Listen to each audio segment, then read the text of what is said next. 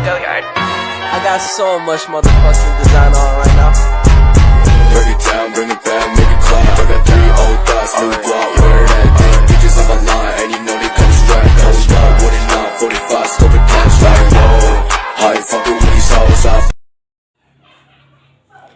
Perjanjian Giyanti melatar belakangi pecahnya Kerajaan Mataram, yang mana Kerajaan Mataram sendiri adalah merupakan suatu kerajaan yang sangat kuat kekuasaannya di atas Pulau Jawa sebelum mengalami perpecahan dalam Perjanjian Giyanti.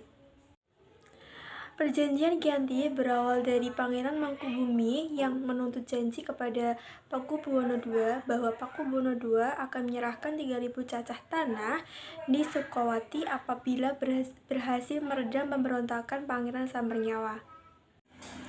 Perjanjian Giyanti merupakan suatu peristiwa besar yang mana lahir sebagai sebuah kesepakatan segitiga politik antara Pakubuwono III, Pangeran Mangkubumi, dan VOC pada tanggal 13 Februari 1755. Perjanjian Giyanti yang ditandatangani pada tanggal 13 Februari 1755 ini secara de facto dan de jure menandai memudarnya Kerajaan Mataram. Nama Giyanti sendiri itu diambil dari lokasi penandatanganan perjanjian ini, yaitu di Desa Giyanti. Sekarang tempat itu berlokasi di Dukuh Kerten, Jantiharjo, Karanganyar, Jawa Tengah.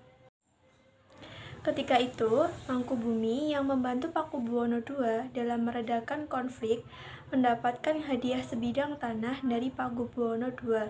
Namun luas tanah tersebut yang diberikan Pakubuwono II menimbulkan kecemburuan. Salah seorang pangeran mengeluhkan ketidakadilan terkait hadiah tersebut kepada Gubernur Jenderal Baron. Kemudian sang gubernur tersebut mengeluarkan keputusan yang membuat tanah tersebut tidak jadi diberikan kepada Mangkubumi.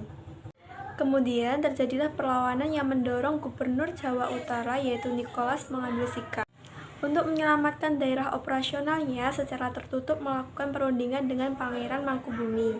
Setelah beberapa kali melakukan perundingan, maka dari itu Nicholas bersepakat dengan Pangeran Mangkubumi yang akan menjadi penguasa di Tanah Jawa. Pada tanggal 23 September 1754, terjadi nota kesepakatan antara VOC dengan Mangkubumi terlaksana, yang mana dalam kesepakatan tersebut disampaikan kepada Pakubuwono III sebagai pengganti Pakubuwono II.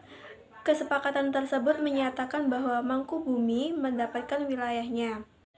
Pada tanggal 4 November 1754, Pakubuwono III menyatakan persetujuannya terhadap hasil perundingan antara VOC dengan Mangkubumi.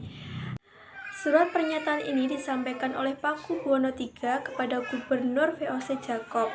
Dan kesepakatan ini juga mendorong terjadinya sebuah perjanjian yang ditandatangani di Desa Giyanti.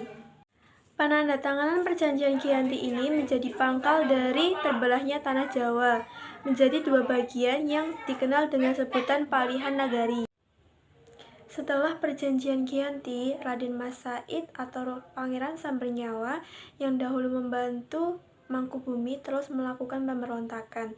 Pada Oktober 1755, Pangeran Sambernyawa berhasil mengalahkan satu kelompok VOC.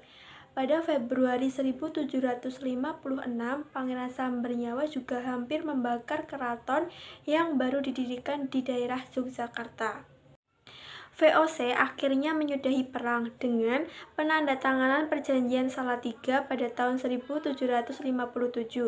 Perjanjian ini membuat Tanah Jawa kembali terbagi. Pada Perjanjian Salatiga ini disepakati bahwa Sambernyawa mendapat sebagian dari wilayah Kasunanan Surakarta. Perjanjian Salatiga pada tanggal 17 Maret 1757 yang isinya Surakarta itu dibagi menjadi 2. Yang pertama, Surakarta Utara diberikan kepada Raden Mas Said dengan gelar Mangkunegara I. Kerajaannya dinamakan Mangkunegaran. Kemudian yang kedua yaitu Kasunanan Surakarta. Pada tahun 1813 di masa Gubernur Jenderal Thomas Raffles, Kesultanan Yogyakarta juga terbelah dengan lahirnya Pakualaman. Dengan demikian, Kerajaan Mataram yang satu, kuat dan kokoh pada masa pemerintahan Sultan Agung akhirnya terpecah-pecah menjadi kerajaan-kerajaan yang kecil. Terbagi menjadi 4, yaitu Kerajaan Yogyakarta, Kasunanan Surakarta, Pakualaman, dan Mangkunegaraan. Dengan demikian, Tanah Jawa kemudian memiliki 4 wilayah pemerintahan, yaitu Surakarta, Yogyakarta, Pakualaman, dan Mangkunegaraan. Di masa Republik Indonesia, Kasunanan Surakarta dan Kadipaten Mangkunegaraan menjadi situs cagar budaya, sementara wilayah Yogyakarta yang di dalamnya juga terdapat Pakualaman menjadi daerah istimewa.